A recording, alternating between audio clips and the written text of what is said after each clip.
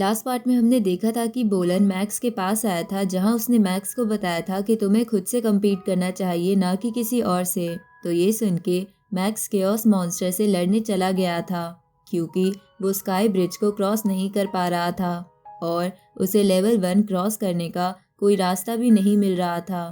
पर chaos monster को मार के मैक्स को उसकी कोर मिल जाती है, जिनमें से कुछ कोर को मैक्स खुद के लिए इस्तेमाल करता है और कुछ को वो बेच के ब्लड फ्लो खरीद लेता है, जिसका इस्तेमाल करके मैक्स ने उन पेंटिंग्स की फर्स्ट टेक्निक को सीखने की कोशिश करी थी, जिसमें वो कामयाब हो गया था, जिसकी वजह से वो स्काई ब्रिज का लेवल 1 भी क्रॉस कर लेता है।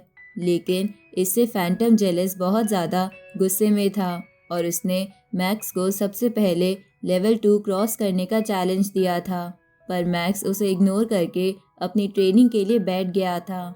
अब आगे तो इस पार्ट की शुरुआत में हम मैक्स को ट्रेनिंग करते हुए देखते हैं, जिसमें वो अपने क्लोन की भी मदद ले रहा था। दूसरी तरफ मैक्स को आसपास ना देखकर रोंगजुन वूका से पूछता है कि क्या तुमने मैक्स को देखा, पर वो भी इसके लिए मना कर देती है।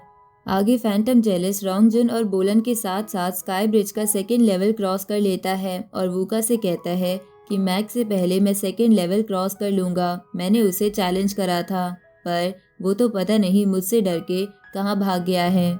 लेकिन वूका उसकी बात को इग्नोर करके वहाँ से चली जाती है। दूसरी तरफ हम उस मंकी जैसे दिखने वाले सीनियर को देखते हैं, जो मैक्स को ट्रेनिंग करते देख अपने मन में बोलते हैं कि मैक्स लगातार ट्रेनिंग करते जा रहा है और उसने स्काई ब्रिज क्रॉस करने की कोई कोशिश भी नहीं करी। मैं होप करूँगा कि वो ट्रेनिंग करते करते अपना मेन ऑब्जेक्टिव ना भूल जाए।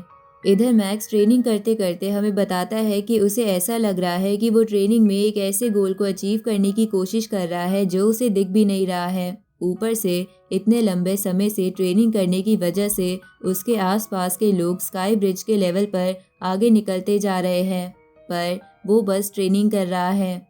साथ ही मैक्स बताता है कि ट्रेनिंग करते दौरान उसने अर्थ पर कई लोगों को एज स्टॉप करने वाली मेडिसिन भेज दी थी, ताकि उसके जानने वाले उसके साथ साथ ही जिंदा रह सके। लेकिन कई लोगों को वो मेडिसिन सूट नहीं करी, जिसकी वजह से मिलिट्री चीफ और उसकी कंट्री का लीडर एज बढ़ने के कारण मारे गए।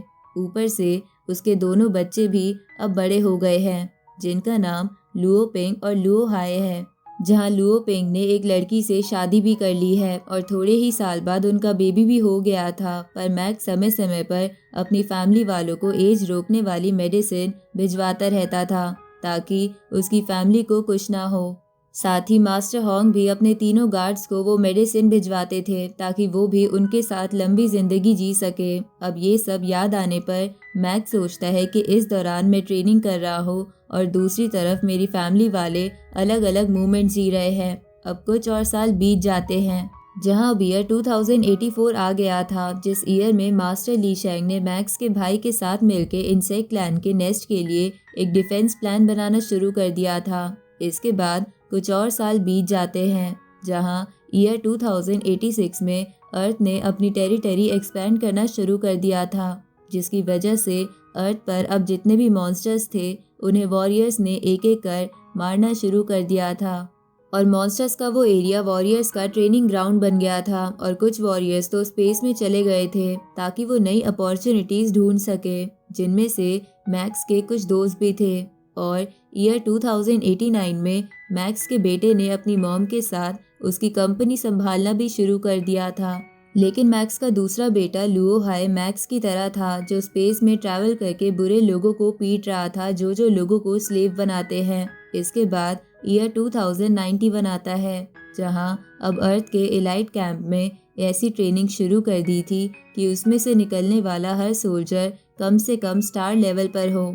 साथ ही अब अर्थ पर 5 स्ट्रॉन्ग कंट्रीज बन गई थी, जिन्होंने ओशन पर कब्जा जमाना शुरू कर दिया था। और कुछ सालों बाद कुछ कंट्रीज ने अपने वॉरियर्स मार्स पर भी भेज दिए थे, ताकि मार्स पर दोबारा जिंदगी बसाने का काम शुरू किया जा सके, जिसके लिए मास्टर होंग के 2 गार्ड्स गए हुए थे। तो अब इतने सालों में ये सब हो जाने की वजह से मैक्स सोचता है कि उसके सभी जानने वाले प्रोग्रेस कर रहे हैं, पर वो सिर्फ ट्रेनिंग कर रहा है। पर इस ट्रेनिंग में उसने ब्लड फ्लो और उस पिलर की मदद से कई सारी टेक्निक सीख ली है।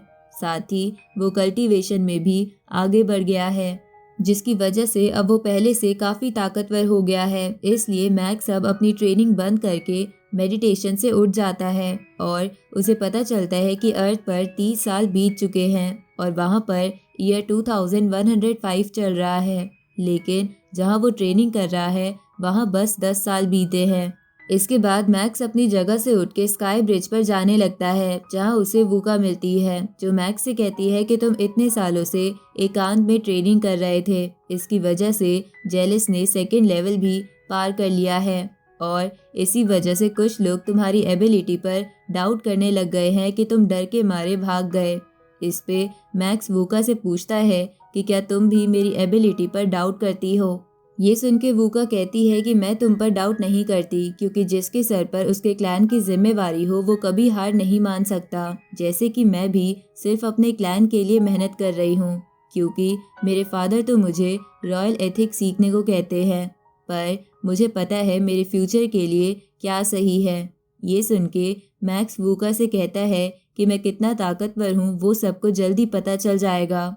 अब मैक्स स्काई ब्रिज का सेकेंड लेवल एग्जाम देना स्टार्ट कर देता है, जहां उसका अपोनेंट अपने क्लोन्स की मदद से मैक्स पर अटैक करता है, जहां मैक्स उससे लड़ते हुए बताता है कि उसने ट्रेनिंग के दौरान घोस्ट शैडो 7 टेक्निक परचेज कर ली थी, जिसे उसकी मेन बॉडी ने सीख लिया है, पर उसकी क्लोन बॉडी अभी भी वो टेक्निक सीख रही है। लेकिन इसके बावजूद भी फिलहाल वो अपने 7 क्लोन्स बना सकता है। अब मैक्स उस टेक्निक से अपने अपोनेंट पर अटैक करता है और उसे एक ही बार में मार देता है।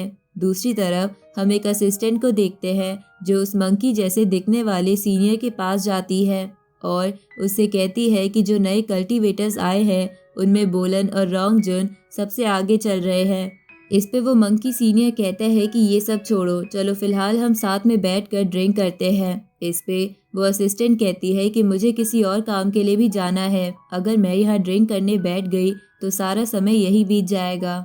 ये सुनकर वो मंकी सीनियर खुद ही अकेले बैठकर ड्रिंक करने लगता है। तभी वो असिस्टेंट मंकी सीनियर से कहती है कि जिस मैक्स की आप इतनी तारीफ करते थे वो अभी भी बहुत पीछे है और ये बात मैंने मास्टर जियो जियान को भी बता दी है। तभी मंकी सीनियर को कैंगबो मानियो का कॉल आता है, जिसे उठाने पर कैंगबो मानियो मंकी सीनियर को बताता है कि मैक्स ने स्काई ब्रिज का लेवल 2 क्रॉस कर लिया है।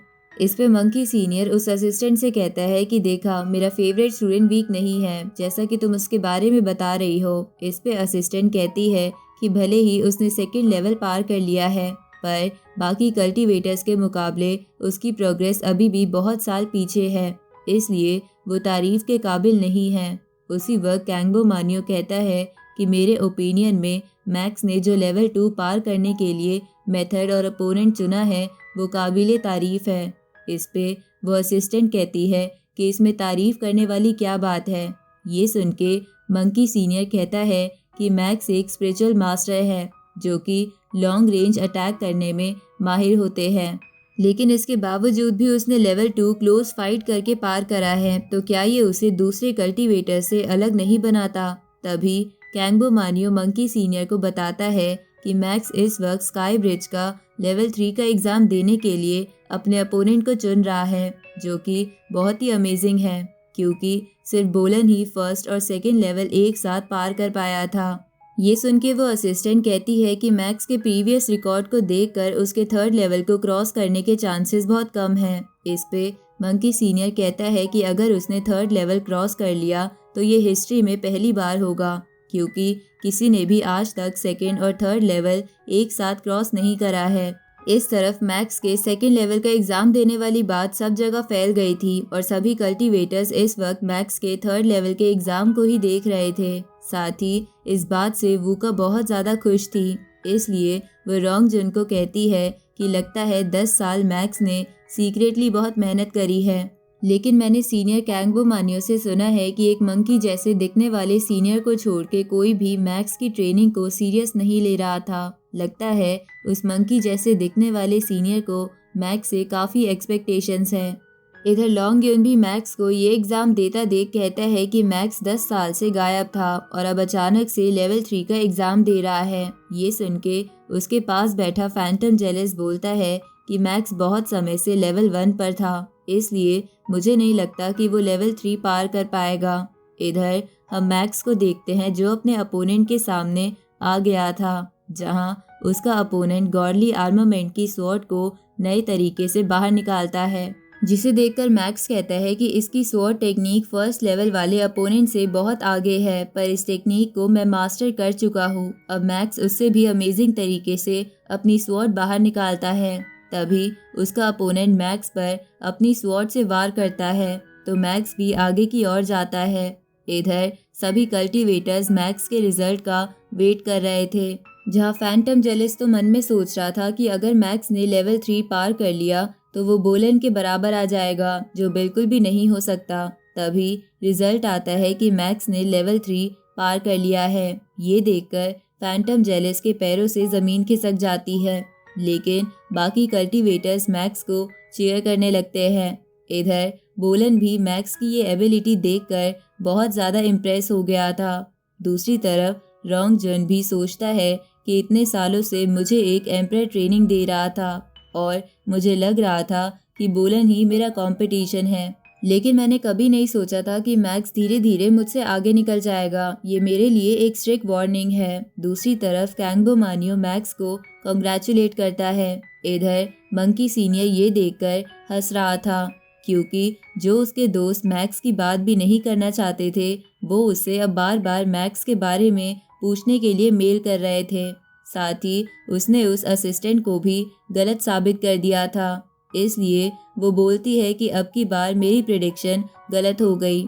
इसके बाद वो असिस्टेंट ये बात मास्टर जियो जियान को भी बता देती है, जिसे जान के मास्टर जियो जियान भी बहुत खुश थे। इधर मैक्स बाकी कल्टीवेटर्स के बीच आ जाता है, जो उसे बहुत चेयर कर रहे थे। आगे मैक्स वापस अपने पिलर्स के पास आ जाता है, जहां वो बोलता है कि मैंने पहली पेंटिंग के हर एक सीक्रेट को अच्छी तरह समझ लिया है, जिसकी वजह से मैक्स के गोल्डन हॉर्न बेहमोथ वाली बॉडी में चेंजेस होने लगते हैं और उसका कोर और डीएनए मॉडिफाई होने लगता है, जिसे देखकर बबाता कहती है कि तुम्हारा कोर नया हो चुका है, जो कि एक डोमेन मास्टर लेवल का कोर है, जिसकी वजह से अब तुम्हारी गोल्डन हॉर्न बेहमोथ वाली बॉडी और clone body domain master level पर आ गई है। ये सुन के मैक्स कहता है कि पहले मेरी क्लोन वाली बॉडी का लेवल रुक गया था, पर अब मेरी क्लोन बॉडी ने भी लेवल क्रॉस कर लिया है। तभी बबाता मैक्स से कहती है कि तुम्हारी एबिलिटी अभी मिंग यू तक तो नहीं पहुंची है, पर तुम अब आसानी से नॉलेंसन को हरा सकते हो, जो तुम्हें डिस्टर्ब करता रहता था। इस पे मैक्स कहता है कि इतने सालों की ट्रेनिंग में मैं अपनी मेन बॉडी से उन पेंटिंग्स को समझने की कोशिश कर रहा था और उन्हें अपनी क्लोन बॉडी पर अप्लाई कर रहा था, जिसकी वजह से मेरी क्लोन बॉडी तो डोमेन मास्टर लेवल पर पहुंच गई है, लेकिन मेरी ह्यूमन बॉडी अभी भी यूनिवर्स लेवल पर है। इसलिए मुझे अब अपनी ह्यूमन बॉडी को अपग्रेड करना है, लेकिन उससे पहले मुझे कुछ और करना है। इसके बाद मैक्स कहीं जाने लगता है और इसी के साथ ये पार्ट यहीं ख़त्म होता है।